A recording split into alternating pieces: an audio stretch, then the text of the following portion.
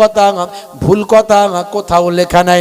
তার পরবর্তীকালে তিনি ঠিক করলেন সে কোরআনের কথা আমি মেনে নেব, আর কোরআনের নবীর নামে, কোরআনের আল্লাহর নামে আমি ডক্টর লরেন্স ব্রাউন ঈমানটা কবুল করব।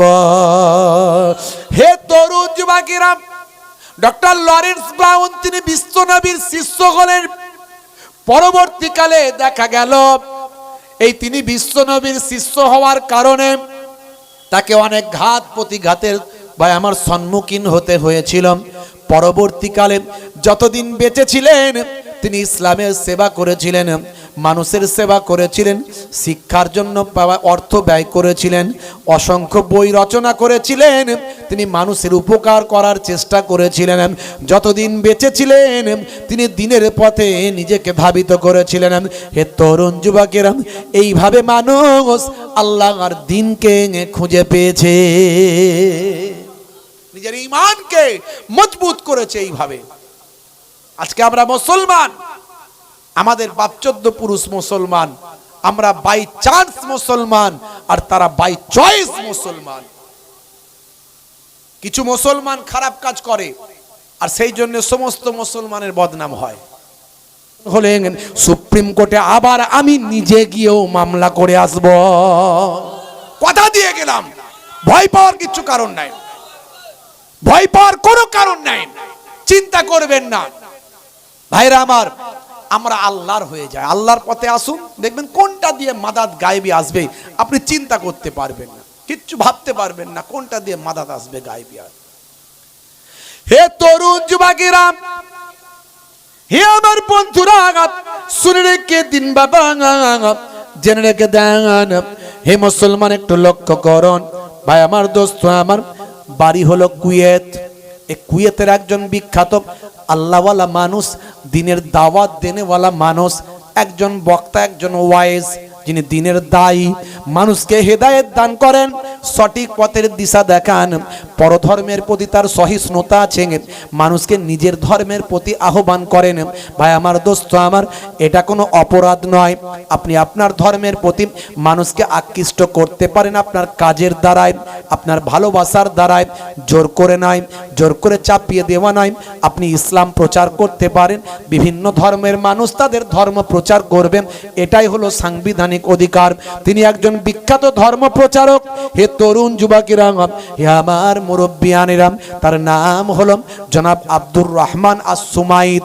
বন্ধুরা আমার, তরুণ যুবকেরা, বাড়ি হলো তার কুয়েত।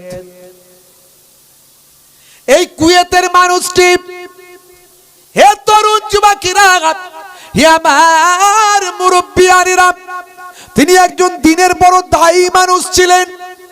এমন সময় তার কাছে খবর গেল যে আফ্রিকার প্রত্যন্ত গ্রামে এখনো এমন কয়েকটা বস্তি আছে যে বস্তিতে এখনো ইসলামের আলোটা পৌঁছায় নাই। এই খবরটা যখন তিনি শুনলেন, তিনি চিন্তা করলেন এই আফ্রিকার প্রত্যন্ত গ্রামে, যে গ্রামে ইসলামের আলো পৌঁছায় না, যেখানকার মানুষ ধর্ম কি জিনিস জানে না, যে যার ইচ্ছা মতো চলে, কোনো গাইডলাইন নাই, কোনো রুলস নাই, কোনো নির্দিষ্ট বিধান নাই, সেই গ্রামে আমি যাব আর সেখানকার মানুষকে ইসলামের দাওয়াতটা দেব, ইসলামের গাইডলাইনটা সেখানকার মানুষের কাছে জানিয়ে দেব। শেখ আব্দুর রহমান আস-সুমাইত, হে তরুণ যুবকেরা, যখন তিনি ঠিক করলেন যাবেন, লোকে বলল এটা প্রত্যন্ত এলাকা, ওই জায়গায় যাওয়া বড় বিপজ্জনক, হুজুর ওখানে যাবেন না, ওই জায়গায় যাওয়া বড় বিপজ্জনক। তিনি বললেন, দুনিয়াতে আমরা আরাম আয়েশ করতে আসি নাই, দুনিয়াতে এসেছি আমাদের কিছু নীতি নৈতিক দায়িত্ব আমার আল্লাহ দিয়েছেন। দুনিয়ার মানুষকে সঠিক পথের দিশা দেখাতে হবে, অন্যায় মুক্ত জীবন যাপন করাতে হবে। মানুষ ছোটদের স্নেহ করবে আর বড়দের সম্মান করবে। মানুষ ওজনে কাউকে ঠকাবে না, মানুষ কাউকে গালমন্দ করবে না, মদ তারি জুয়ার মধ্যে জীবন যাপন করবে না, পিতামাতার সেবা করবে, শ্রদ্ধা করবে, স্ত্রীর সঙ্গে সৎ ব্যবহার করবে, পাড়া প্রতিবেশীর সঙ্গে ভালো ব্যবহার করবে, কষ্টদায়ক বস্তু রাস্তা থেকে সরিয়ে দেবে, তাদের জবানটা পবিত্র রাখবে, তারা মহান স্রষ্টার ইবাদত করবে। পৃথিবীর মানুষ এই কাজগুলো করার জন্য আমার আল্লাহ পৃথিবীতে মানুষের আবির্ভাব ঘটিয়েছেন।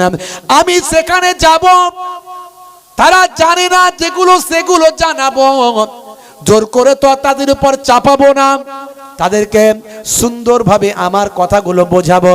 তারা যদি বোঝে ভালো, না বোঝে আমি ফিরে আসবো। হে তরুণ যুবকেরা, হে আমার মুরব্বিয়ানেরা, শেখ আব্দুর রহমান আস-সুমাইদ সেই সময় তাদের বললেন, হে আমার সঙ্গীরা, তোমরা যাওয়ার ব্যবস্থা করো, তোমরা যাওয়ার ব্যবস্থা করো, আমি যাব, আমাকে কেউ বাধা দিতে পারবে না। হুজুর ওখানে যাবেন না, বড় বিপদ। ওই প্রত্যন্ত আফ্রিকার প্রত্যন্ত গ্রামে যাওয়ার আগে নদী পড়ে, সেই নদীতে অসংখ্য কুমির আছে, নদী ভর্তি ভর্তি নদী, অসংখ্য কুমির সেখানে বাস করে, জীবজন্তুর ভয় আছে, আপনি যদি যান বিপদ হতে পারে। আমার আল্লাহ হেফাজত করবেন, কোনো চিন্তা করো না, চলো বাবা। জোরে হবে না, জোরে হবে না। হে তরুণ যুবকেরা, হে আমার বন্ধুরা, শুনে রেখে দিন বাবা, জেনে রেখে দেন। হে মুসলমান, একটু লক্ষ্য করুন, একেবারে বাস্তব তথ্য আপনাদের দিয়ে যাই। এত বড় মহান আল্লাহর নেক বান্দা 2013 সালে ইন্তেকাল করেছেন। এতদিন পর্যন্ত তিনি তার জীবনে কম বেশি 10 লাখ মানুষকে ইসলামের ভিতরে নিয়ে এসেছেন। 10 লাখ মানুষ তার কথা হয় আপনারা আমার বিশ্ব নবীর শিষ্য হয়েছে। এত বড় বিশাল একজন দায়ী মানুষ, ভাবুন তো দেখি এই মানুষটা কতটা আল্লাহওয়ালা, যার কথা শুনে মানুষ বিশ্ব নবীর শিষ্য হয়ে যায়। সারা পৃথিবীর বুকে এত মানুষ কারো বর্তমান সময়ে এই আধুনিক যুগে এত মানুষকে হেদায়েত কেউ করতে পারেনি, এত মানুষ কারো কথা বিশ্বাস করেনি। যে মানুষটার কথা, একজনের কথা বিশ্বাস করেছেন, তিনি হলেন আব্দুর রহমান আস-সুমাইদ, মস্ত বড় একজন আল্লাহর ওলি বান্দা। হে তরুণ যুবকেরা, বন্ধুরা আমার শোনেন, কয়েকজন সঙ্গীকে নিয়ে সেই আফ্রিকার প্রত্যন্ত এলাকায় যাবেন। যাওয়ার পথে নদী পড়ল, সেই নদীতে নৌকা নেওয়া হলো। মাঝিকে বলা হলো, ও মাঝি তুমি চিন্তা করো না, নদী পার হব, চলো। মাঝি তো নদী পার হয় নাই, কারণ ওটা হলো প্রত্যন্ত এলাকা, ওই এলাকায় মানুষ যায় না। ওরা বাবা ভাই আমার দোস্ত আমার, জঙ্গলের ভিতর ওরা বাস করে ভাই আমার, প্রত্যন্ত এলাকায় ওরা থাকে, ওরা মানুষের সঙ্গে ডিটাচ, মানুষের থেকে দূরত্ব ওদের বেশি। এই রকম কমিউনিটি, এই রকম সম্প্রদায়, তারা কোনো কিছু ধর্ম টর্ম জানে না, বোঝে না। হে তরুণ যুবকেরা, মাঝি যেতে চায় না। মাঝিকে বলে, মাঝি তুমি ভয় পেও না, তুমি আমাকে নিয়ে চলো, তোমার কোনো চিন্তা নাই। হুজুর এই নদীতে অনেক অনেক নদীতে কুমির আছে, যেখানে সেখানে কুমির গড়াগড়ি খায়। বাবা চিন্তা করো না, চলো, আমার আল্লাহ আমাদের হেফাজতের দায়িত্ব নেবে।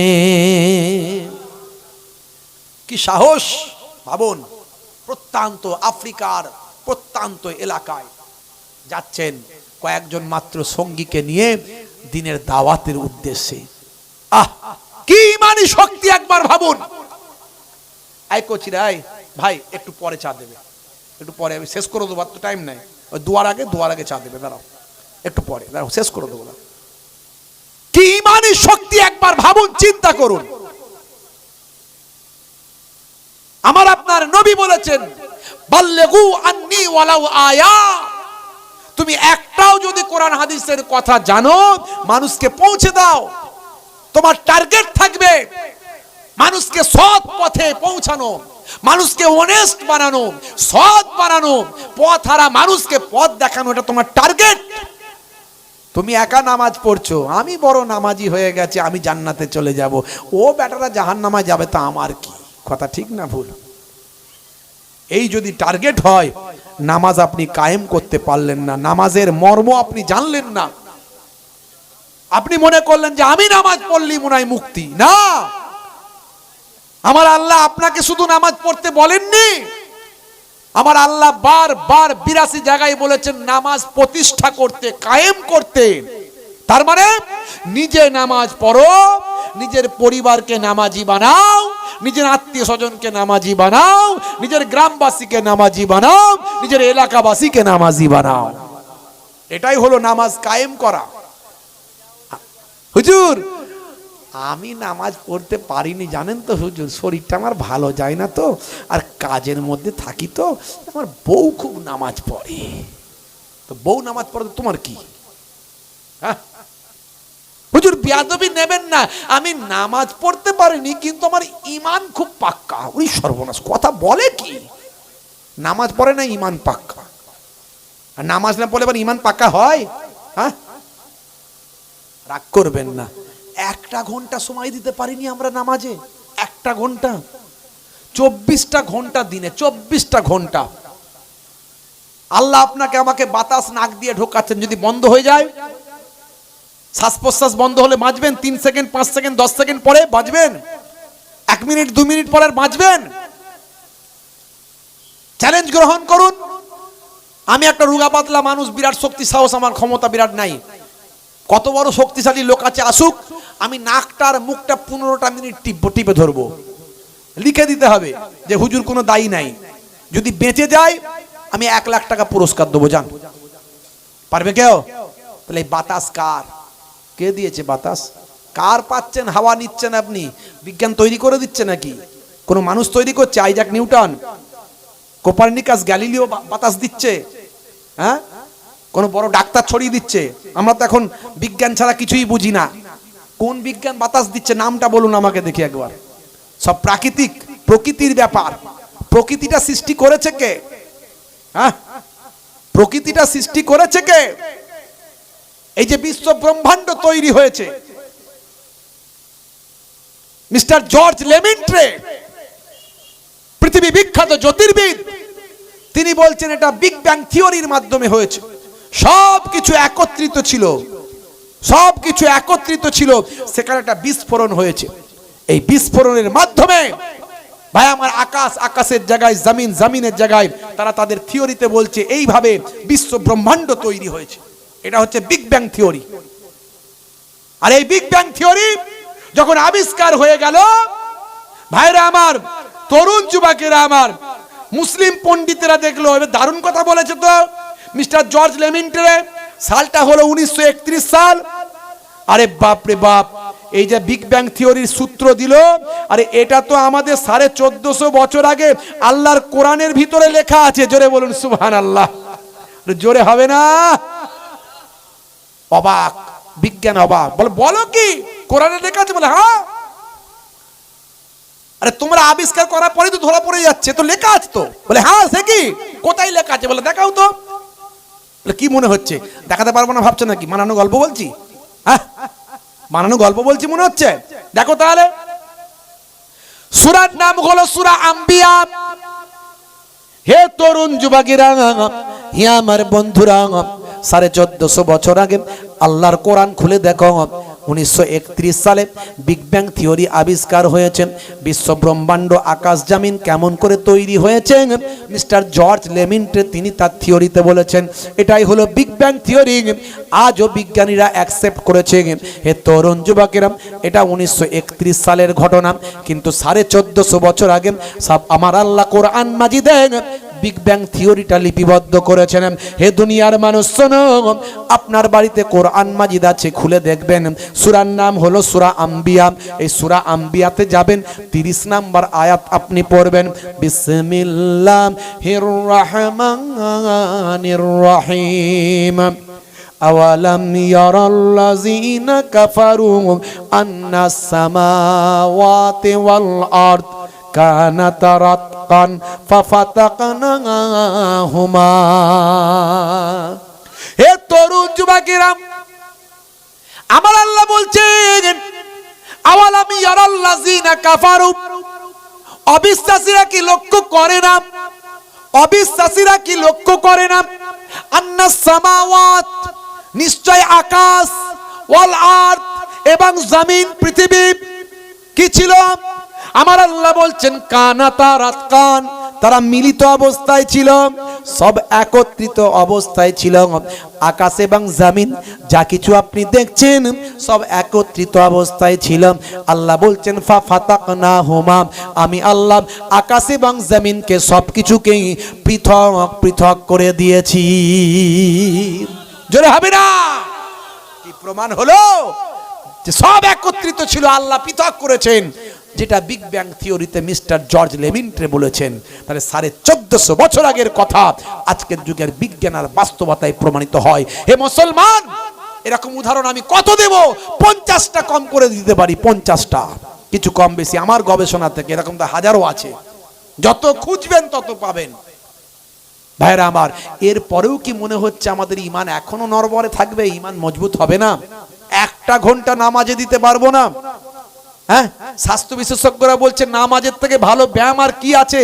আমার আল্লাহ চেয়েছিলেন মানুষ ভালো থাকুক, সেই জন্য 5 বার নামাজ দিয়েছেন যাতে করে শরীরটা ভালো থাকে। কিন্তু আমরা নামাজ পড়ি না, শুধু ডাক্তারখানায় যাই আর টেনে গোশ খাই। কথা ঠিক না ভুল?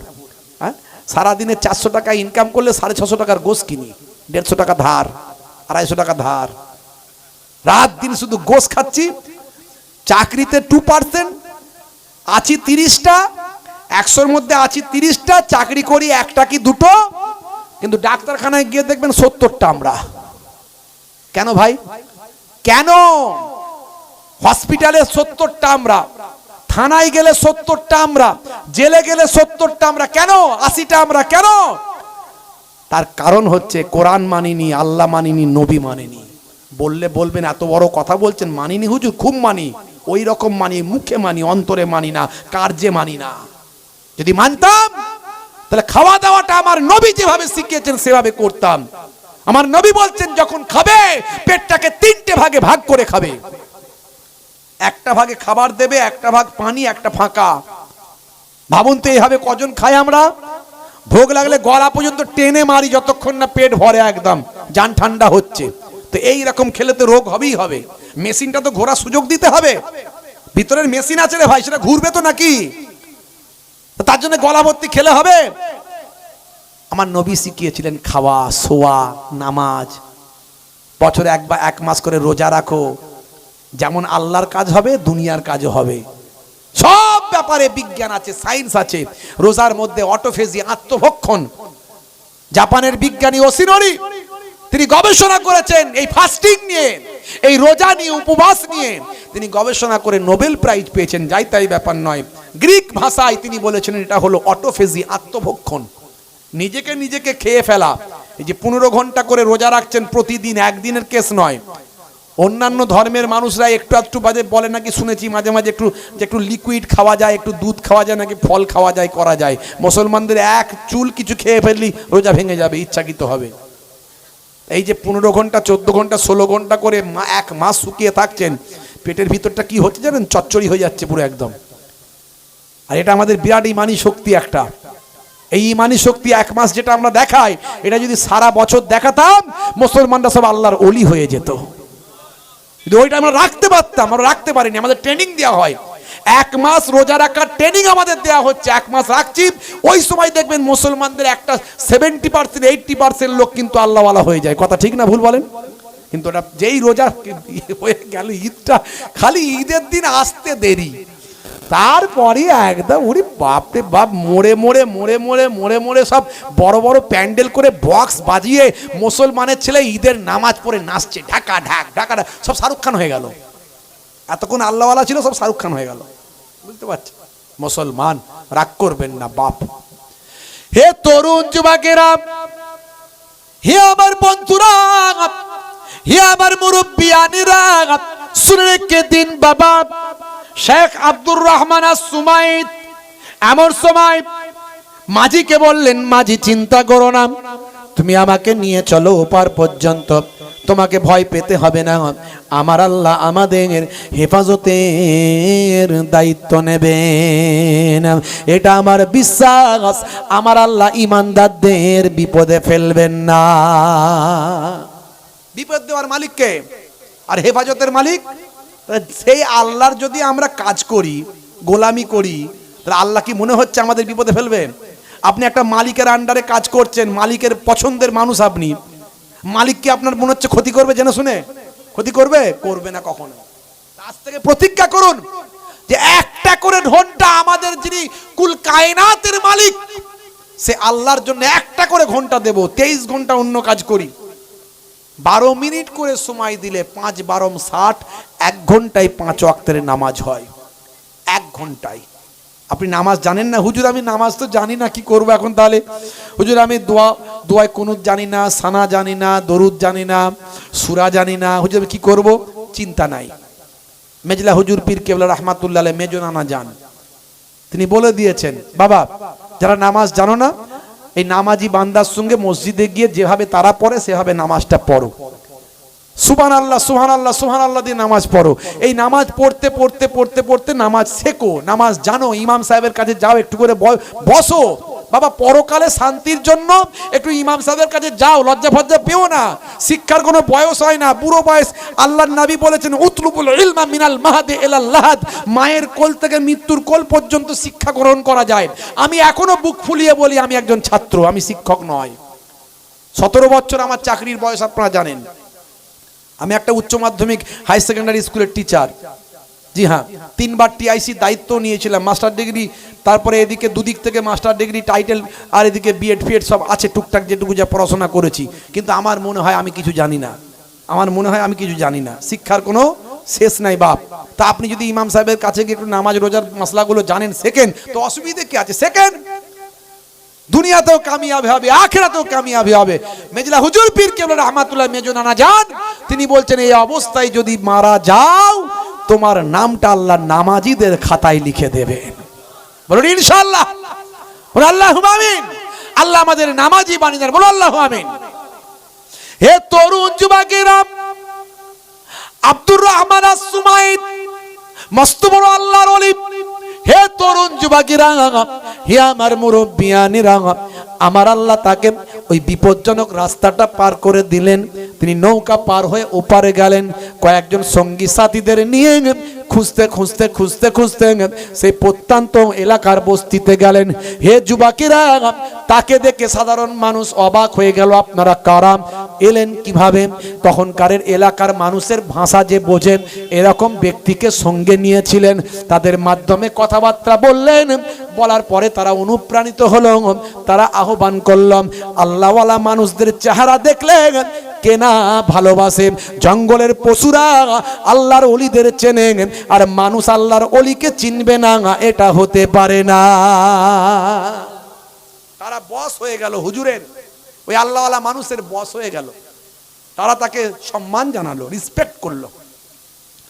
হে তরুণ যুবকেরা, শত শত মানুষ ভিড় জমালো।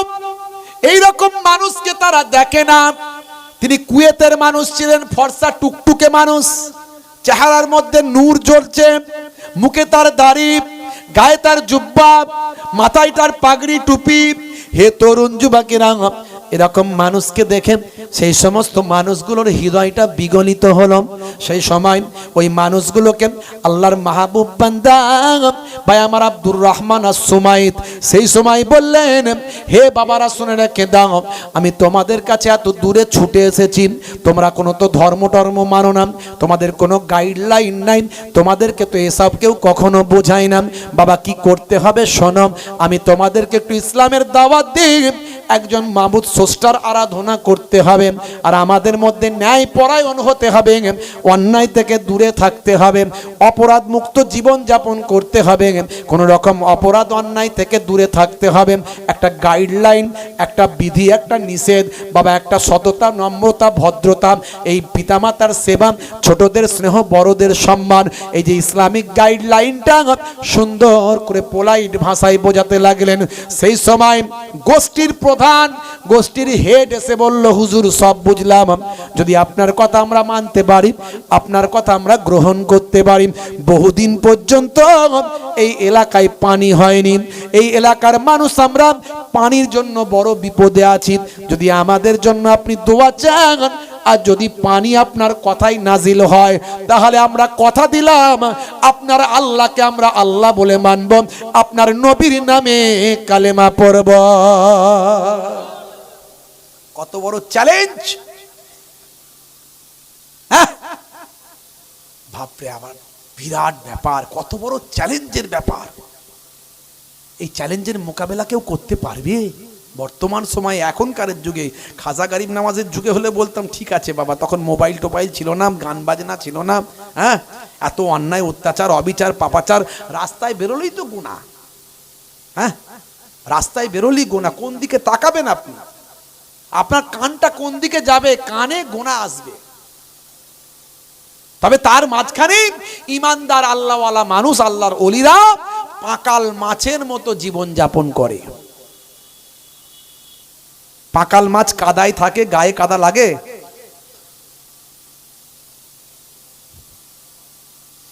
কেউ বিড়ি খাচ্ছে মনে হচ্ছে, ঠিক পাশে এদিক ওদিক আছে যেখানে হোক। বাপরে বাপ, দেখো না ভাই, দেখো না, দেখো না, পেছন দিকে, এদিকে দেখো, দেখো কি মুশকিল। আল্লাহ,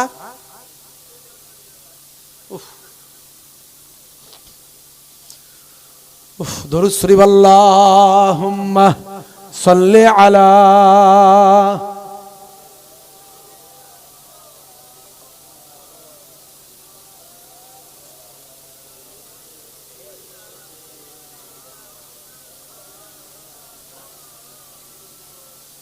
হাজারো ব্যথা বেদনার পরে ফিরে আসুনি তুমি আপন ঘরে,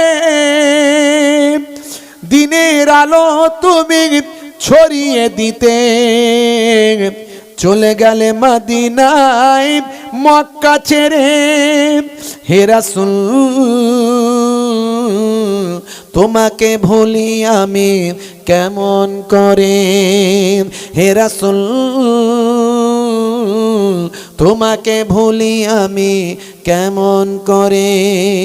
খেনাকে দিন প্রচারের কাজে নিজেকে দিয়েছ বিলিয়ে, তায়েফের কাফেরেরা চিনল না এ আলো, দুষ্ট ছেলেদের পিছু দিল লেলিয়ে।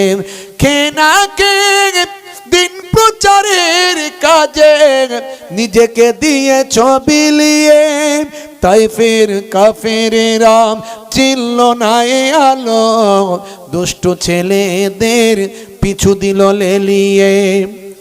জোরে হবে না? জোরে হবে না?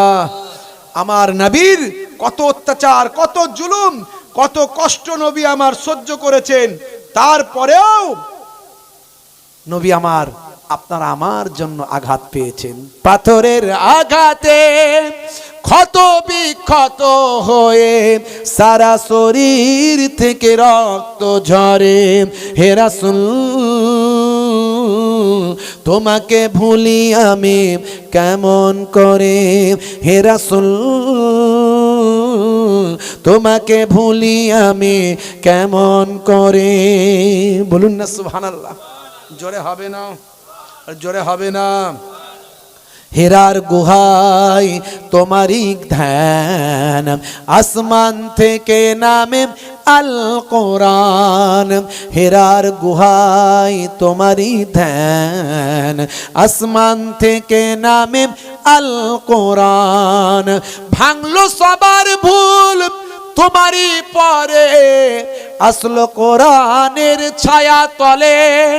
খালিদ, ওমর, আলী, আবু বকর ইসলামী ঝান্ডা নীল যে তোলে। আল আমিন তুমি ছিলে যে সদা সকল মানুষের তরে। হে রাসূল, তোমাকে ভুলি আমি কেমন করে, হে রাসূল, তোমাকে ভুলি আমি কেমন করে, হাজারো ব্যথা বেদনার পরে ফিরে আসুনি তুমি আপন ঘরে, দিনের আলো তুমি ছড়িয়ে দিতে চলে গেলে মদিনায় মক্কা ছেড়ে। হে রাসূল তোমাকে ভুলি আমি কেমন করে। আল্লাহুম্মা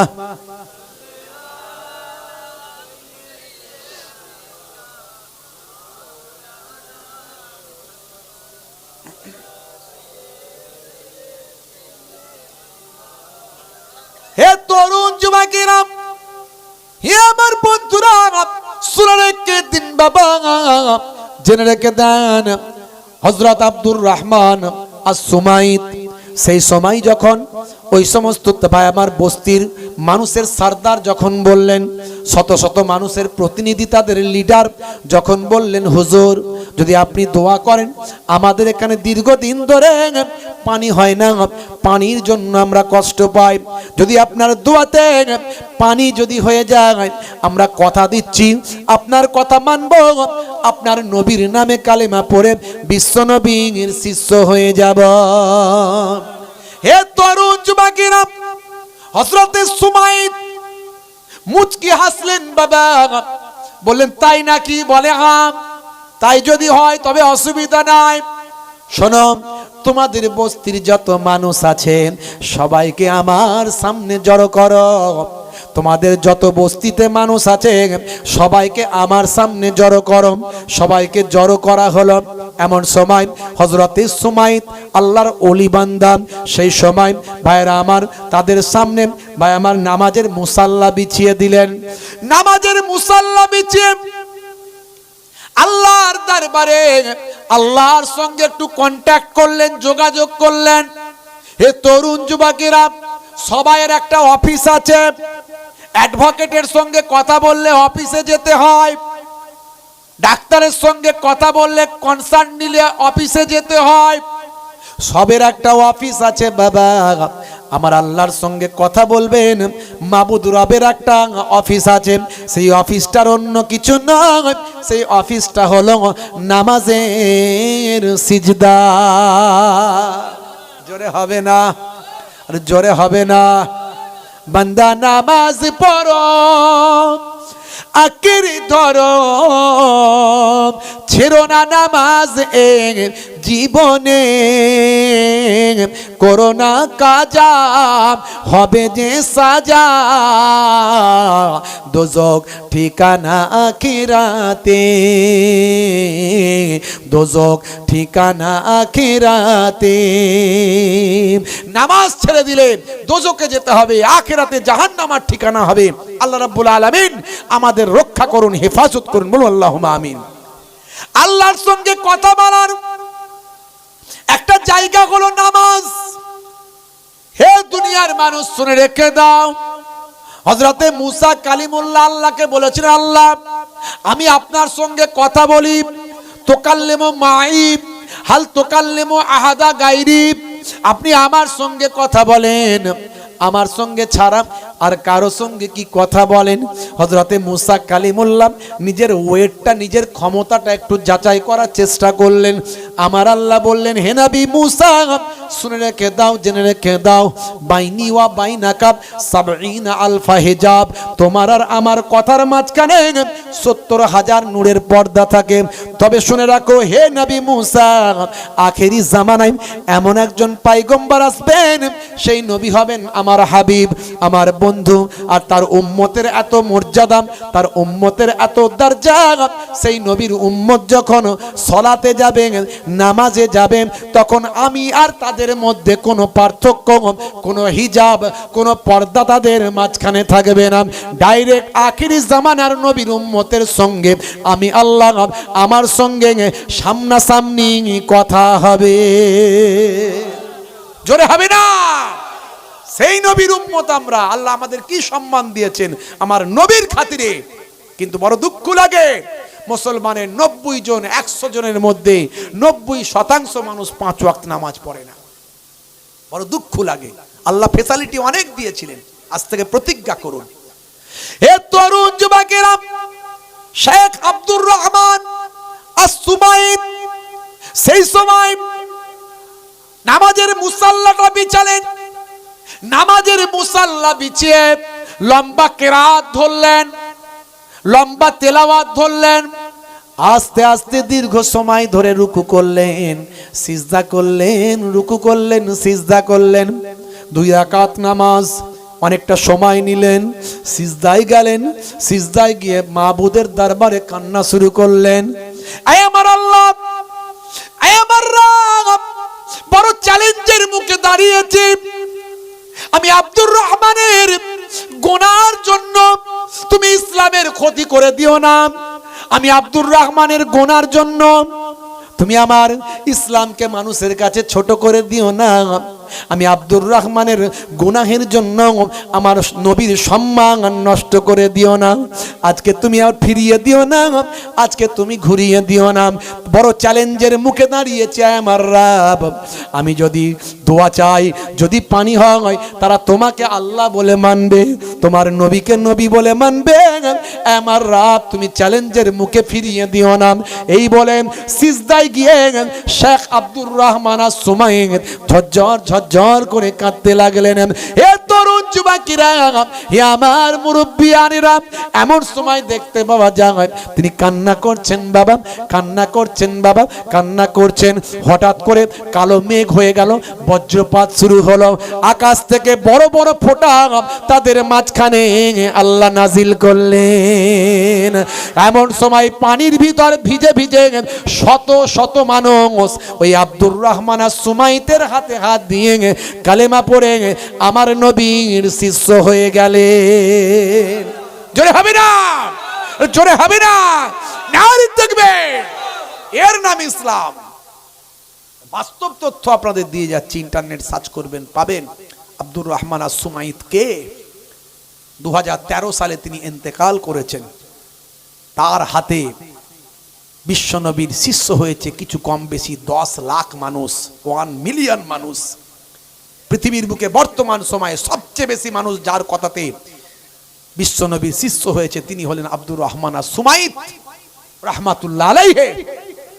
বন্ধুরা আমার, আজকে আমরা একটু ভাবুন তো, আল্লাহ তাদের দোয়া কবুল করেছে। আপনি আল্লাহর হয়ে যান না, একটু পরীক্ষা করুন। আমরা ঠিক মতো আল্লাহর ইবাদত না করেও আমাদের দোয়া কবুল হচ্ছে। আর যদি আমরা একটু করতাম ভালো করে, আমাদের কোনো ভয় নাই, চিন্তা নাই। আমাদের মালিক একজন আছে, আমাদের মালিক একজন আছে। বাঘ গরুকে তাড়া করেছে, গরু গিয়ে পাকে পড়েছে, পাকে বাঘ লাফ মেরেছে, একদম বাঘও গরুর কাছাকাছি, সামান্য একটু দূরে। বাঘ যত লাফালাফি করছে তলায় পুঁতে যাচ্ছে, গরু চুপ করে বসে আছে। বেশ কিছুক্ষণ বাঘ লাফালাফি করে গলা পর্যন্ত চলে গেছে। তখন গরু হাসছে, বেটা জব্দ হয়েছিস তো? বলে দাঁড়া না বেটা, উঠি তোকে ধরবো, তুই পারবি আমার সঙ্গে, তোকে খাবই খাবো। গরু হেসে হেসে বলছে চিন্তা করিস না, এই যে তুই পড়ে আছিস তোর কোনো মালিক নাই, আর আমি যে পড়ে আছি আমার মালিক আছে। সন্ধ্যা হলে আমার মালিক ঠিক আমাকে টেনে হেঁচড়ে তুলে নিয়ে যাবে আর তোকে পুঁতে দিয়ে বেরিয়ে যাবে। তা আমার মালিক আছে, আমাদের চিন্তা করার কি আছে? কিন্তু সে মালিককে ধরুন না একটু আঁকড়ে ভালো করে, মালিককে মানুন না। আজ থেকে প্রতিজ্ঞা করুন, হুজুর আপনার কাছে বলে গেলাম কাল থেকে নামাজি হব। বলুন ইনশাআল্লাহ, বলুন ইনশাআল্লাহ। কারা কারা নামাজি হবেন হাত তুলে দেখান তো দেখি। মাশাআল্লাহ, নারে তাকবীর। এই অনেকে হাত তুলছেন না, কি গো বাবা নামাজ পড়বেন না? বাপ তোলেন না, বাপ তোলেন না, কি গো তোলেন না বাপ? ক্যান্সার কে দেয়? হার্ট অ্যাটাক কোথা থেকে হয়? সব তো আল্লাহর কাছ থেকে, আল্লাহই তো হেফাজত করতে পারে। জোরে বলেন মারহাবা, নারে তাকবীর, নারে তাকবীর। সবাই নামাজি হয়ে যান, দেখবেন জীবন ঠান্ডা হয়ে যাবে, জীবন ধন্য হয়ে যাবে। কদিন কিছু মুসলমান অন্যায় কাজ করে, নামধারী মুসলমান, আর সেই মুসলমানগুলোর জন্য ইসলামের বদনাম হয়। দেখছেন না 50,000 টাকা করে সব হজে নিয়ে যাবে। হ্যাঁ, বেশ কিছুদিন ধরে এগুলো চলছে। এটা একটা দুটো কেস নয়, বেশ কটা কেস এই কদিনের মধ্যে হয়েছে। টাকা তুলে লক্ষ লক্ষ কোটি কোটি টাকা তুলে নিয়ে গরিব মানুষদের হজের পয়সা তুলে নিয়ে তারা চম্পট হাওয়া। এইভাবে মানুষকে ধোঁকা দিয়ে বোকা বানিয়ে ইসলামের নামে নিজের মান সম্মান, ইসলামের সম্মান, ইসলামের ইজ্জত, মুসলমানদের ইজ্জতকে ধুলোয় মিশিয়ে দিচ্ছে। লজ্জা, এর থেকে বড় লজ্জা কি হতে পারে? তুমি যেমন পারবে তেমন করো। তোমাকে কে বলেছে? কে বলেছে মানুষকে নিয়ে ধোঁকাবাজি করতে? তুমি যেমন পারবে সত্যটা বলো, সত্যটা করো। যখন এগুলো শুনতাম প্রথম 50,000 হজে অবাক হয়ে যেতাম। বলে কি? আরে বলে কি? প্লেনের টিকিট তো যাতায়াতে 50,000 কম বেশি, তার থেকে বেশি হবে। প্লেনের টিকিট যাতায়াত 50,000 থেকে বেশি হবে। এরা নিয়ে যায় কেমন করে? আসলে তা নয়, এরা অসংখ্য মানুষের কাছ থেকে কম পয়সা করে তুলে নেয়, তুলে নিয়ে কিছু মানুষকে নিয়ে যায়, ভালোই আপ্যায়ন করে। তারা আবার এসে মিডিয়াতে বলে, ও যা খাওয়ালো আর যা ঘোরালো এ 1.5 লাখ টাকাতেও হবে না। লোকে পাগল হয়ে যায় একদম। বাপরে বাপ, করে কি? আরো লোক বলে যাব, খালি বলে টাকা দাও, আর শুধু ডেট দেয় অমুক দিনে। ফের ডেট চলে এলো, একটু পিছিয়ে গেছে তোমাদের, আরো কিছুদিন যাবে, দাঁড়াও। ফের ডেট চলে এলো। এরম করে করে কিছু জনকে নিয়ে গিয়ে ঘুরিয়ে নিয়ে এসছে, বাকিদেরকে ঝুলিয়ে রেখে দিয়েছে। ওদের টাকা কিছু করে একে দিয়ে, ওদের টাকা কিছু এখানে লাগিয়ে কাজ মিটিয়েছে, আর বাকি টাকাগুলো নিয়ে পকেটে করে চম্পট। বুঝতে পারছেন? আর আমরাও এমন হয়েছি যে একটু যেখানে ফ্রি কোথাও পেলে, ফেসালিটি কোথাও পেলে একবারও দেখি না হারাম না হালাল, চলবে না চলবে না, কি করে পারবে, নিজস্ব দিমাগ নিজস্ব বুদ্ধি কিচ্ছু লাগায় না, খালি ফ্রি হলেই হলো। একবার শুধু হেঁকে দিলি কাজ। বুঝতে পারছো? কঠিন পরিস্থিতি। মুসলমান লোভী হয়ে গেছে, লোভী। রাগ করবেন না। আপনি বলবেন হুজুর তারা গরিব মানুষ, হ্যাঁ যদি একবার নবীর দেশে যায়, কথা সত্য কথা, আমিও সেটা বুঝি, আবেগের ব্যাপারটা বুঝি। নবীর দেশে যাওয়ার স্বপ্ন কার নাই বলেন তো? সবাইরই আছে। 50,000 কেন? যদি বলা হয় 20,000 টাকা দেবো, এখনই যদি বলা হয় একটা যোগ্য, যদি সেরকম বেশ ট্রাভেলসের লোকে সেখানে বলে দিলে যে আপনারা কালকে সকালে হুজুরের যারা ওয়াজ শুনলেন এদের 20,000 টাকা করে নিয়ে যাব, এখানে মনে হয় ম্যাক্সিমাম লোক বলবে আমি যাব। কিন্তু একবারও কেউ ভাববে না, কল্পনা করবে না 20,000 টাকায় নিয়ে যাচ্ছেটা কি করে, কিসের ভিত্তিতে নিয়ে যাচ্ছে। ভাইরা আমার, পরবর্তীকালে ঠকতে হচ্ছে। এতে ইসলামের বদনাম হচ্ছে, আমাদের মুসলমানের বদনাম হচ্ছে, দাঁড়ির বদনাম, দাঁড়ি রেখে এইসব করছে, দাঁড়ির বদনাম, টুপির বদনাম, থানায় যাচ্ছে, জেল হচ্ছে, কেস হচ্ছে, মামলা হচ্ছে, কোর্টে যাচ্ছে, মিডিয়ায় আসছে, মিডিয়ায় হাজার হাজার মানুষ দেখছে, হিন্দু মুসলিম এই মুসলমানদের হজের ব্যবসা করে এইসব ঠকিয়েছে। দেখো তো লজ্জাজনক ব্যাপার। হাই রে হাই, আখেরি জামানা, ইমান বাঁচানো বড্ড কঠিন হয়ে যাবে বাপ। আগে ইমানকে মজবুত করুন, ইমানকে মজবুত করুন। হে তরুণ যুবকেরা, হে আমার বন্ধুরা, শুনে রেখে দিন বাবা, জেনে রেখে দেন, আল্লাহ বলছেন বান্দারে তোরা আমার হয়ে যা, আমি আল্লাহ তোদের হয়ে যাব। মাল্লাহুল মাওলা ফালাহুল কুল, বান্দা যখন আল্লাহর হয়ে যায় কুল মাখলুকাত তার গোলাম হয়ে যায়। মান কানা লিল্লাহি কানাল্লাহু লাহু, যে বান্দা আল্লাহর হয়ে যায় স্বয়ং আল্লাহ তার হয়ে যায়। ভাইরা আমার, তরুণ যুবকেরা আমার, হে মুসলমান একটু লক্ষ্য করুন। হে যুবকেরা, হে আমার মুরব্বিয়ানেরা, আল্লাহ বলছেন বান্দারে তোদের এত নিয়ামত দিয়েছি, তোদের ছেলে মেয়ে সন্তান, কাজ কারবার, ব্যবসা বাণিজ্য। হে দুনিয়ার মানুষ শুনে রেখে দাও, জেনে রেখে দাও, আমি তোমাদেরকে দুনিয়াদারি করার জন্য স্বামী স্ত্রী জোড়ায় জোড়ায় তোমাদের সৃষ্টি করেছি। ওয়া খালাকনাকুম আজওয়াজা।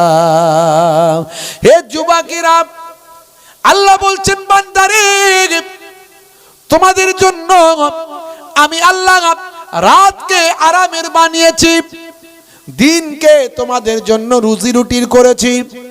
জমিনকে তোমাদের জন্য বিছানা বানিয়ে দিয়েছি, আর আকাশকে তোমাদের জন্য আমি আল্লাহ ছাদ করেছি।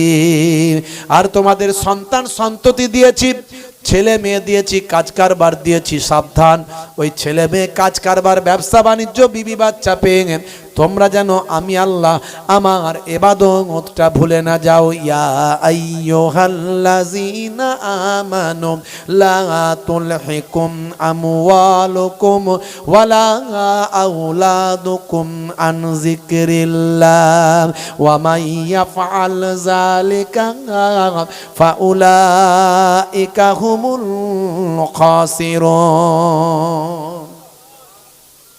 না ভুলা দে ऐ ईमान वालो, ना भुला दे माल तुम्हारा और औलाद तुम्हारी अल्लाह के इबादत से। আল্লাহর ইবাদত থেকে তোমরা যেন তোমাদের মাল সম্পদ সন্তান সন্ততি পেয়ে তোমরা যেন আমি আল্লাহ আমার ইবাদত না ভুলে না যাও। তোমরা ঈমান ওয়ালা হও, ইবাদত ওয়ালা হও, আমি আল্লাহ তোমাদের হয়ে যাব। বিপদ মুসিবত কোনটা দিয়ে আসবে যাবে টের পাবে না, বুঝতে পারবে না। জোরে হবে না? এসআইআর এসআইআর এসআইআর এসআইআর, কি ভয়ঙ্কর ব্যাপার। খালি ঘন ঘন বলছে মুসলমানদের তাড়াবো। কি রে ভাই, মুসলমানরা এতই খারাপ ভাই?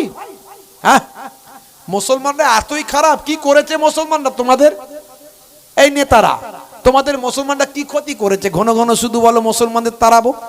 প্রথমে বলছিল মুসলমানদের তাড়াবো, শেষে বলছে বাংলাদেশি মুসলমানদের তাড়াবো। একটু ঘুরিয়ে দিয়েছে লাইনটা, যাতে করে আমরা আর বলতে না কিছু পারি। তোমাদের তো তারাবো বলেনি, বাংলাদেশি মুসলমানদের তারাও বলছে। তারপরে আবার ঘুরিয়ে লাইনটাকে আবার অন্যদিকে নিয়ে গেল, বলছে 1.5 কোটি রোহিঙ্গাদের তারাবো। কারা 1.5 কোটি রোহিঙ্গা কই? হ্যাঁ, সারা পৃথিবীতে 1.5 কোটি রোহিঙ্গা নাই, তো পশ্চিমবঙ্গে 1.5 কোটি রোহিঙ্গা এলো কোথা থেকে? কাদের বলছো? বলছে রোহিঙ্গা মুসলমানদের তারাবো। হ্যাঁ, বিহারে এত কিছু করে এসআইআর করে এত রোহিঙ্গা বেরোবে, তত রোহিঙ্গা বেরোবে, এই এত বের করতে গিয়ে 3 জন বেরোলো। 3 জন, কজন বেরোলো? 3 জন রোহিঙ্গা বেরোলো। তা আবার সব পারমিশন করে আছে, ওদেরকেও তাড়াতে পারবে না। ওদেরও লাইন ঠিক করে আছে, ওটা আইনের জালে রেডি করে রেখেছে। হ্যাঁ, কিসের এত রাগ বলো তো ভাই? এই দেশের জন্য কি মুসলমানদের কোনো অবদান নাই? তারা কি কিছু করেনি? হ্যাঁ, তারা কিছু করেনি মনে হচ্ছে? যদি মনে হয় যে কিছু করেনি, তো ধর্মের চশমাটা খুলে একবার দিল্লির ওই ইন্ডিয়া গেটে যাও, গিয়ে দেখেছো তো। আরে ইতিহাস ছাড়ো, ওসব ইতিহাসে সব ভুলভাল লেখা আছে। ওই এখনকারের ঐতিহাসিকরা তারাও পার্টির দালালি করেছে, কোন পার্টির দলে গিয়ে তার মতো ইতিহাস লিখেছে। নাহলে ইন্টারন্যাশনাল ইতিহাস খোলো, এশিয়াটিক সোসাইটিতে যাও, ন্যাশনাল লাইব্রেরিতে যাও, অক্সফোর্ডে চলে যাও, সেই ইতিহাস বের করো, ইন্ডিয়ার ইতিহাস। হ্যাঁ, ওই ইন্ডিয়ান গেটে গিয়ে দেখে এসো বাস্তব ইতিহাস, প্র্যাকটিক্যাল ইতিহাস। দেখবে সেখানে 93,000 কম বেশি স্বাধীনতা সংগ্রামী দেশের জন্য যারা নিজেদের জীবন উৎসর্গ করেছে, তোমার আমার জন্য যারা নিজেদের জীবনকে উৎসর্গ করেছে, 93,000 কম বেশি স্বাধীনতা সংগ্রামীদের নাম লেখা আছে। তার মধ্যে কম বেশি সবচেয়ে বেশি মুসলমানের নাম, 63,000 কম বেশি মুসলমানের নাম আছে। তো মুসলমান সবচেয়ে বেশি দেশের জন্য জীবন দিয়েছে, আর তাদেরকে তোমরা বলছো কোনো কাজের নাই, কোনো দাম নাই, কোনো মূল্য নাই। কি বলো?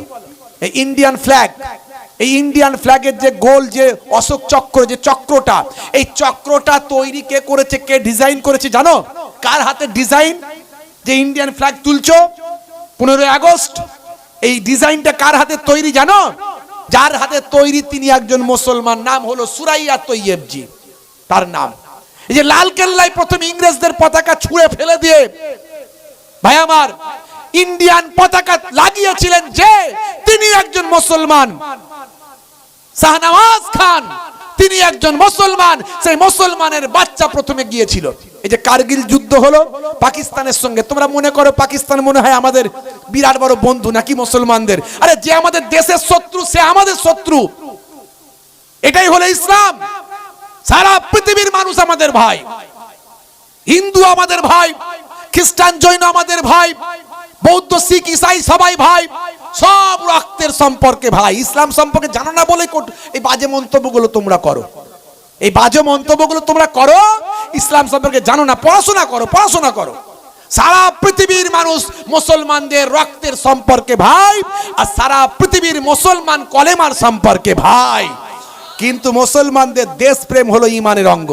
ও পাকিস্তান আমাদের কলেমার ভাই আছে, ঠিক আছে, বাংলাদেশ আছে, ঠিক আছে, কিন্তু দেশের শত্রু হলে মুসলমান আমাদেরও শত্রু। কথা ঠিক না বল? এটাই হলো আমাদের ঈমান। এর ইতিহাস তুমি জানো না ভাইরা আমার, তরুণ যুবকেরা আমার। কিছু মানুষ এই ধর্ম ধর্ম করে যেন মানুষ সব শেষ হয়ে যাবে, বুঝতে পারছো? শেষ হয়ে যাবে। এদিকে মন্দির, ওদিকে মসজিদ, এদিকে মন্দির, ওদিকে মসজিদ। একটার পর একটা রাজ্যে মন্দির তৈরি হচ্ছে। আমাদের রাজ্য সরকার একটার পর একটা মন্দির তৈরি করছেন। কার টাকায় করছেন? জনগণের টাকায়। হ্যাঁ, জনগণের টাকায় করছেন। রাজ্য সরকার করছে, আমাদের কিছু বলার নাই। করছে করছে, কি করব? করছে। ওদিকে আবার মুর্শিদাবাদে মসজিদ তৈরি শুরু হয় বলছে, তাই তো নাকি? তাহলে একদিকে মন্দির, একদিকে মসজিদ, ভালোই চলুক, এরকম এরকম ভালোই চলুক। আর চাকরি ফাকরি সব চলে যাক। এই 26,000 চাকরি চলে গেল, আবার কত চলে যাবে? সারা দেশে চলে যাচ্ছে, সারা রাজ্যে যাচ্ছে, সারা দেশে যাচ্ছে। উত্তরপ্রদেশে 69,000 চলে গেল। মানুষ যেটা দরকার সেটা পাচ্ছে না, যেটা দরকার সেটা পাচ্ছে না। ভাইরা আমার, তরুণ যুবকেরা আমার, মুরব্বিয়ানেরা আমার, রাগ করবেন না বাপ। আজকে এই যে ভাই আমার মুর্শিদাবাদে এই যে 6ই ডিসেম্বর আবার হবে, যেদিনে বাবরি মসজিদ ভেঙেছিল, আর সেদিনই মসজিদ নাকি ভিত্তি দেওয়া হবে, ভিত দেওয়া হবে। তবে আমার বিশ্বাস ওই লোকটা মসজিদ ফসজিদ তৈরি করবে না। ও একটা রাজনীতি করছে মোটামুটি, যাতে করে সামনে ভোটটা আছে, টিকিটটা কোনোভাবে ম্যানেজ হয়ে যায়। দেখবেন ওসব আর কিছু হবে না। ও মসজিদ টসজিদ কিছু হবে বলে মনে হয় না। আমার ওই লোকটার প্রতি বিশ্বাস টিশ্বাস নাই। ও কিছুদিন আগে সব দল করে, কখন এই দলে, কখন ওই দলে, কখন ওই দলে, যেরকম যায়। তো যাই হোক, কিন্তু এখন তো গোলাগুলি হচ্ছে চারিদিকে, হইচই হচ্ছে চারিদিকে, এই সব ধর্মের রাজনীতি। আমাদের মুসলমান খুব সাবধান থাকতে হবে। যে কোনো সময় দাঙ্গা হাঙ্গামা অশান্তি লাগানোর পরিকল্পনা করছে কিছু মানুষ, প্রতিনিয়ত তারা চক্রান্ত করছে। আমরা কি করব? আমাদের কে আছে বলেন? আমাদের কে আছে? একমাত্র আল্লাহ। জোরে বলুন সুবহানাল্লাহ। আপনি যদি আল্লাহর পথে থাকেন, নবীর পথে থাকেন, কোনটা দিয়ে আপনাকে আল্লাহ মাদাত করবে আপনি চিন্তা করতে পারবেন না। গায়েবী সাহায্য আসবে। জোরে বলুন সুবহানাল্লাহ।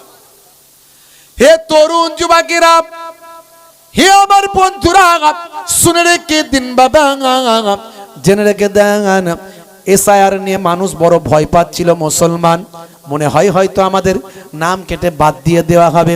হে তরুণ যুবকেরা, আজও আমরা ভারতবর্ষের সংবিধানকে স্যালুট করি। আজও আমরা ভারতবর্ষের ভাইয়া মাঙার ওই আমাদের সুপ্রিম কোর্টকে স্যালুট করি। মাঝে মাঝে যদিও ভাই আমার সংবিধানকে আমরা স্যালুট করি, সুপ্রিম কোর্টে মাঝে মাঝে বিভিন্ন রকম রায় হয়ে যায়, তার জন্য হয়তো আমরা ব্যথিত হয়।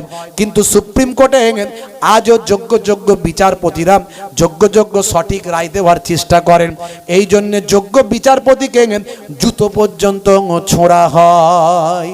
কিছুদিন আগে দেখেছেন মিস্টার গাভাই, সুপ্রিম কোর্টের মহামান্য প্রধান বিচারপতিকে জুতো ছোঁড়া হয়েছিল। এটা আমাদের দেশের লজ্জা, এটা আমাদের দেশের লজ্জা। কারা ছুঁড়েছে? কোনো মুসলমান ছড়েনি, কিন্তু ওই সাম্প্রদায়িক দলের লোকেরাই ছুঁড়েছে। বুঝতে পারছেন? সারা বিশ্বে মুসলমানদের ভারতবর্ষের মান সম্মান কোন জায়গায় গিয়ে পৌঁছাচ্ছে। আজকে এরা এতটাই অন্ধ হয়ে গেছে ধর্ম করে, অথচ কাজ কিছু হবে না, কাজ কিছু হবে না। এরা বারবার বলে আমরা হিন্দু রাষ্ট্র করব। আমরা বলি হিন্দু রাষ্ট্র হতে বাকিটা কোথায় আছে? ঘোষণা তো করলেই হয়, আমরা খুশি। আমরা চাই পুরুষোত্তম শ্রী রামজির আদর্শে হিন্দু রাষ্ট্র হোক। আমরা চাই স্বামী বিবেকানন্দজির দেখানো পথে হিন্দু রাষ্ট্র হোক, আমাদের কোনো আপত্তি নাই। কিন্তু যোগীজির হিন্দু রাষ্ট্র হলে আমাদের আপত্তি আছে, প্রতিবাদ চলবে। ভাইরা আমার, বলে হিন্দু রাষ্ট্র হবে, সারা ভারতবর্ষের প্রধানমন্ত্রী হিন্দু, রাষ্ট্রপতি হিন্দু, রাজ্যপালরা হিন্দু, হ্যাঁ, সারা ভারতবর্ষের সমস্ত কম বেশি মুখ্যমন্ত্রীরা হিন্দু, বড় বড় ডিএম যারা তার 95% হিন্দু, তারপরেও বলছে হিন্দু রাষ্ট্র হবে। তো হোক না ভাই, কবে হবে হোক না, তাড়াতাড়ি করো, আমাদের অসুবিধা নাই, কিচ্ছু সমস্যা কিচ্ছু নাই। মোহন ভগবতজি বলছে হিন্দু রাষ্ট্র হবে না। যিনি আরএসএস এর প্রধান তিনি ঘোষণা করে দিয়েছেন, বলছে হিন্দু রাষ্ট্র ভারতবর্ষ হবে না। ব্যাস, চিৎপাত। যাদের স্বপ্ন ছিল স্বপ্ন ভেঙে গেল। আসল মেন লোক বলে দিয়েছে হবে না, তাহলে কি হবে? আর কিছু করার নাই। ভাইরা আমার, তিনি বুঝে গেছেন যে সারা ভারতবর্ষে 40 কোটি মুসলমান আছে, তাদের বাদ দিয়ে কিছু করা যাবে না, তাদেরকে সঙ্গে নিয়ে করতে হবে। জোরে বলুন সুবহানাল্লাহ। কিন্তু আমরা মুসলমান যদি ইমানদার থাকতাম, আল্লাহ আমাদের অনেক পাওয়ার দিয়েছিল, অনেক পাওয়ার দিয়েছিল। আমাদেরকে জালেমেরা ভেঙে ভেঙে টুকরো টুকরো করে দিয়েছে, টুকরো টুকরো করে দিয়েছে আমাদেরকে। একটা পাড়ায় মুসলমানদের 10টা করে দল। আমাদের ভোটটা যাতে ভাগ হয় তারা বারবার চেষ্টা করছে, ভোট ভাগ হলেই তাদের কাজ। আমি কোন পার্টির পলিটিক্সের প্রচার করি না, করব না, করতে আসিনি, কিন্তু এমন কাজ করবেন না যে কাজ করলে মুসলমানদের ক্ষতি হবে, এমন কাজ মুসলমান করবেন না সামান্য স্বার্থ সিদ্ধির জন্য। অপেক্ষা করুন, ওয়েট অ্যান্ড সি, অপেক্ষা করুন, দেখতে থাকুন। সময় আসবে একটা সময়, যে সময় আপনার আর কোনো দুঃখ কষ্ট থাকবে না, সেটা সময় লাগবে। আপনি বলবেন এও খারাপ, হ্যাঁ খারাপ, আমি কাউকে ভালো বলছি না, ভুল ভ্রান্তি তো থাকবেই সবাই, কিন্তু কে সবচেয়ে বেশি খারাপ সেটাকে আপনাকে দেখে কাজ করতে হবে, না হলে বুদ্ধি খারাপ হয়ে যাবে, নষ্ট হয়ে যাবে, বিপদ চলে আসবে। আজকে উত্তরপ্রদেশের দিকে তাকিয়ে দেখুন, রাস্তায় যাচ্ছে গাড়ি নিয়ে, আমার কাছে ভিডিওটা রাখা আছে, পেচ্ছাপ পেয়েছে, রাস্তায় পেচ্ছাপ করেছে, এটাই তাদের অপরাধ। চিন্তা করতে পারবেন না কি অবস্থা, একটার পর একটা। ভাই আমার, তাদের উপর অত্যাচার চলছে সারা ভারতবর্ষের বিভিন্ন জায়গায়। হে তরুণ যুবকেরা, হে আমার বন্ধুরা, আপনারা আমার কেউ নাই, একমাত্র আল্লাহ ছাড়া। তাই আল্লাহর উপর শরণাপন্ন হতে হবে, নিজেদের মধ্যে ইত্তেহাদ, ঐক্য রাখতে হবে। মুসলমান বিভিন্ন দলমতে বিভক্ত, আপনি আপনার দল করুন, কোনো অসুবিধা নাই, কিন্তু একটা কথা মাথায় রাখবেন, আপনার দ্বারাই যেন কোনো মুসলমান বিপদে না পড়ে, আপনার দ্বারাই যেন ইসলাম বিপদে না পড়ে। পশ্চিমবঙ্গের মুসলমান আজকে আমরা মাথায় টুপি দিয়ে এখনো ঘুরতে পারি, আপনার জন্য যেন আমার আপনার মাথায় টুপি দেওয়া সমস্যা না হয়ে যায়, এটা আপনাকে আমাকে চিন্তা করতে হবে।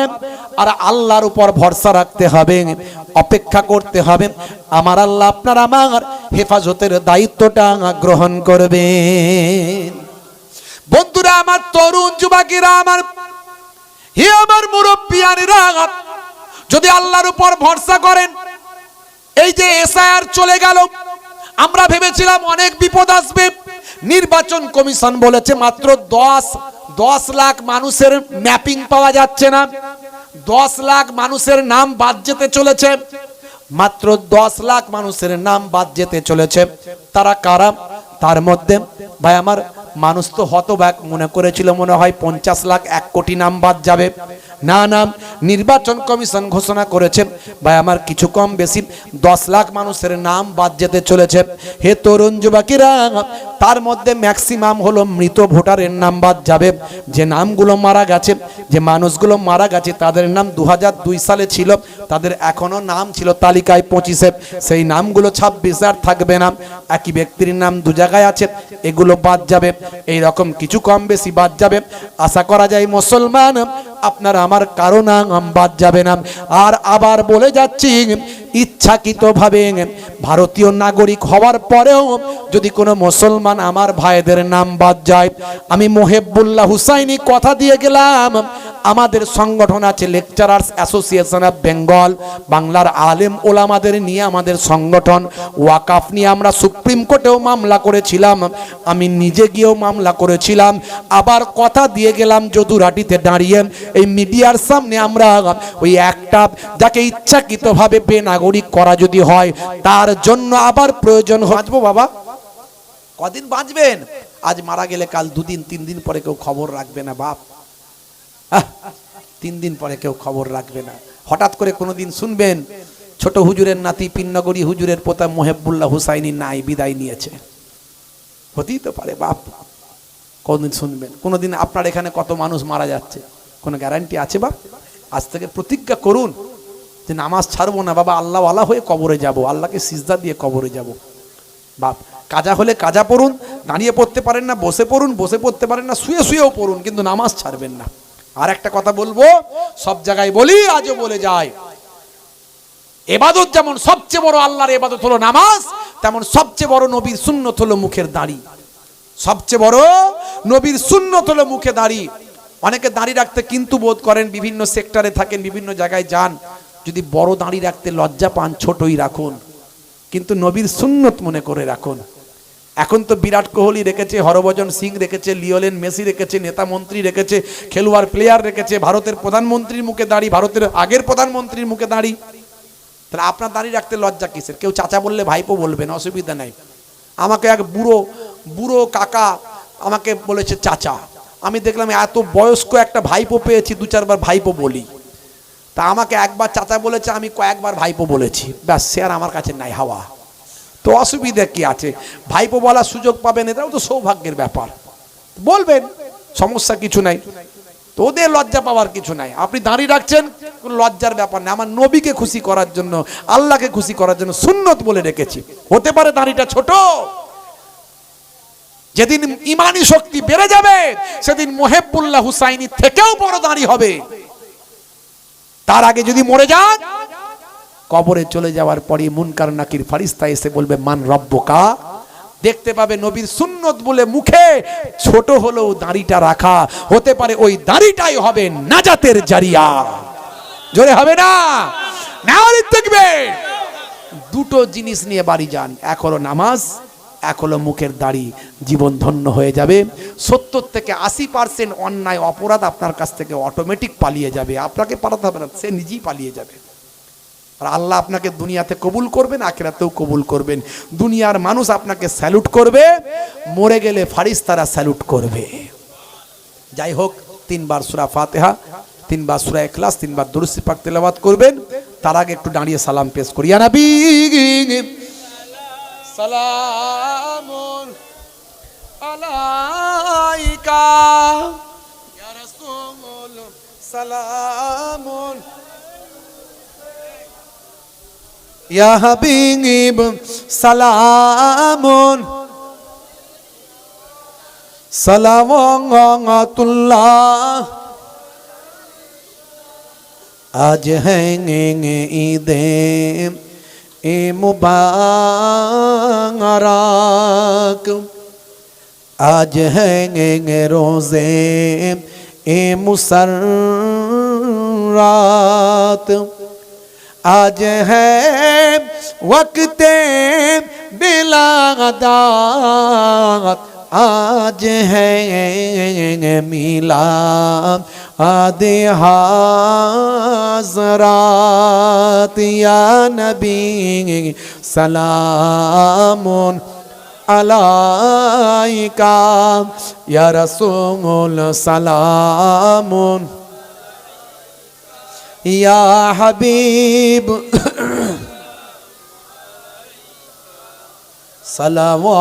সালাওয়াতুল্লাহ। কঠিন হাসরের দিনে তুমি নবী উঠিবে প্রথমে, গুনাহগার উম্মতের তরে সুপারিশ করিবে সেদিনে।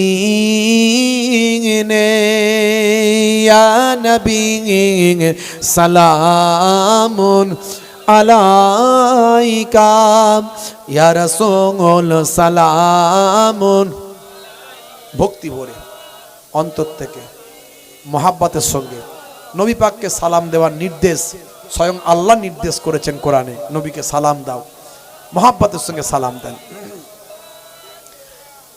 আজানে সুনি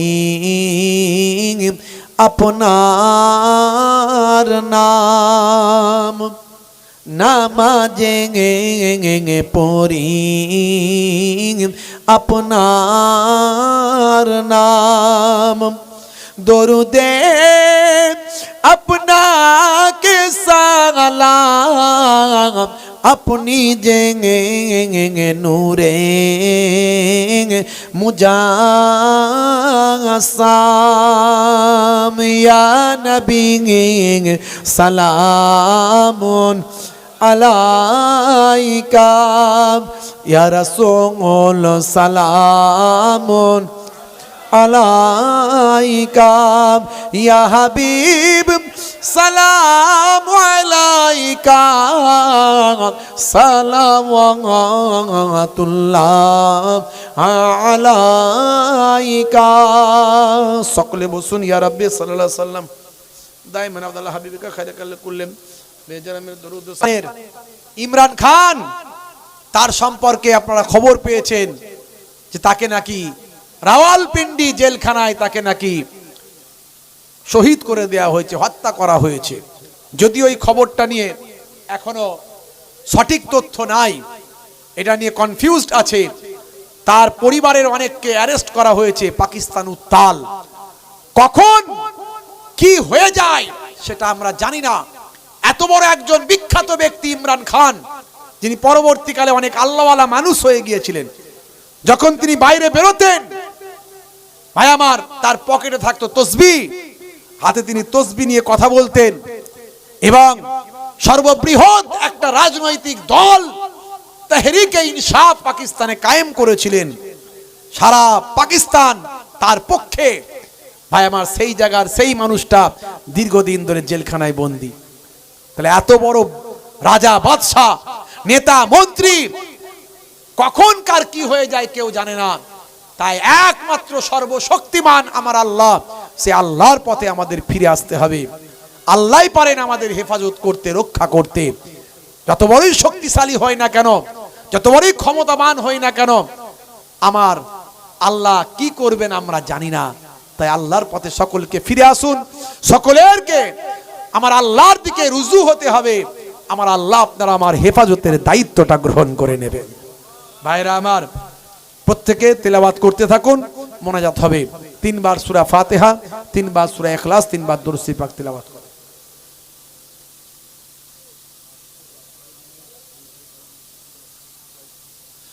ওই যত